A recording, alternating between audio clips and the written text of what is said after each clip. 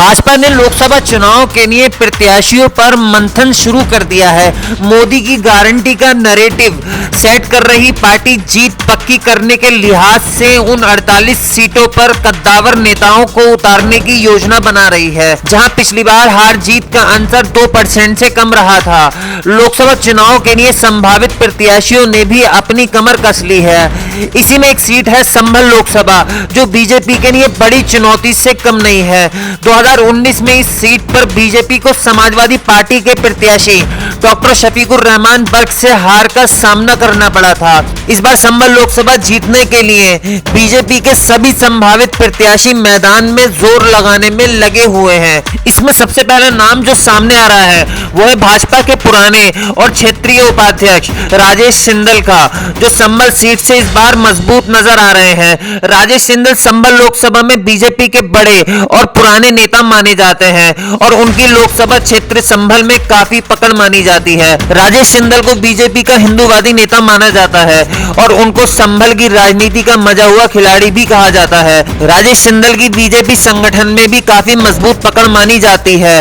वो बीजेपी के जमीनी स्तर के नेता भी कहे जाते हैं, जिनका सभी लोगों से जुड़ाव रहता है। बीजेपी नेता राजेश सिंदल ऐसे नेता हैं जिनकी शहरी और गांव के सभी इलाकों में एक बड़ी पहचान है, जो लोगों के सुख दुख में हमेशा आगे रहते हैं। संभल में हिंदुत्व की राजनीति को आगे बढ़ाने में राजेश सिंदल का काफी योगदान रहा है। बीजेपी सपा की मजबूत सीट छीनने के लिए राजेश सिंदल को मैदान में उतार सकती है। इसके बाद जो दूसरा नाम सामने आ रहा है वो है परमेश्वर लाल सैनी का, जो 2019 में संभल सीट पर बीजेपी के टिकट पर चुनाव लड़ चुके हैं, जिन्हें सपा के डॉक्टर बर्क से हार का सामना करना पड़ा था। परमेश्वर लाल सैनी कम वक्त में बीजेपी में मजबूत नेता बनकर उभरे हैं।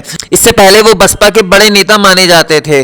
2019 के लोकसभा चुनाव में बीजेपी ने उन पर दांव लगाया था, जिसमें उन्हें हार का सामना करना पड़ा। इसके बाद 2022 के विधानसभा चुनाव में परमेश्वर लाल सैनी को बिलारी विधानसभा सीट पर बीजेपी ने टिकट देकर मैदान में उतारा, जहां उन्हें फिर से हार का सामना करना पड़ा था। परमेश्वर लाल सैनी की हिंदू और मुस्लिम वोटों पर अच्छी पकड़ मानी जाती है।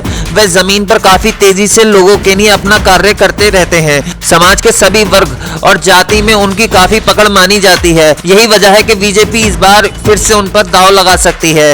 बात करें उनकी कमजोरी की, तो 3 साल में 2 चुनाव हारना उनकी दावेदारी को कमजोर भी बना सकता है। इसके बाद जिस नाम की चर्चा है वो है संभल से जिला पंचायत अध्यक्ष डॉक्टर अनामिका यादव के पति नीलेश यादव का, जो इस सीट से अपनी मजबूत दावेदारी पेश कर रहे हैं। नीलेश यादव साफ सुथरी छवि के नेता माने जाते हैं। बीजेपी संगठन में भी उनकी काफी पकड़ है। नीलेश यादव चंदोसी विधानसभा सीट के रहने वाले हैं। वह संभल लोकसभा क्षेत्र में काफी वक्त से काम कर रहे हैं और बीजेपी के विकास को घर घर पहुंचाने का कार्य करने में लगे हुए हैं। ऐसे में बीजेपी उन पर भी दांव लगा सकती है। इसके बाद जिस नाम की चर्चा है वो है उत्तर प्रदेश अल्पसंख्यक आयोग के अध्यक्ष अशफाक सैफी का, जो संभल सीट से अपनी दावेदारी पेश कर रहे हैं। अशफाक सैफी बीजेपी के बड़े नेताओं में शुमार है और वो हिंदू और मुस्लिम वोटों के जरिए संभल सीट जीतने का दम भर रहे हैं। अशफाक सैफी बीजेपी संगठन में काफी कार्य कर रहे हैं और संभल सीट पर अपनी दावेदारी को मजबूती से पेश कर रहे हैं। बीजेपी हिंदू और मुस्लिम समीकरण साधने के लिए अशफाक सैफी पर भी अपना दांव लगा सकती है। इसके बाद जिस नाम की चर्चा है वो है बीजेपी के पुराने नेता संजय संख्यांकर, जो संभल लोकसभा सीट पर अपनी मजबूत दावेदारी पेश कर रहे हैं। संजय संख्यांकर को बीजेपी संगठन में काफी मजबूत माना जाता है। उनकी पत्नी संभल नगरपालिका सीट पर चुनाव लड़ चुकी है, जहां उन्हें हार का सामना करना पड़ा था। इस बार संभल सीट जीतने के लिए अपनी दावेदारी को मजबूत बनाने के लिए कार्य कर रहे हैं। संजय संख्यांकर संगठन के सभी कार्यों में बढ़ चढ़कर हिस्सा लेते हैं। इसके अलावा बीजेपी में कई नाम हैं जो संभल सीट पर मजबूती से दावेदारी कर रहे हैं। अब देखने वाली बात यह होगी कि बीजेपी सपा की इस मजबूत सीट पर किसको मैदान में उतारती है। ब्यूरो रिपोर्ट द हल्ला बोल।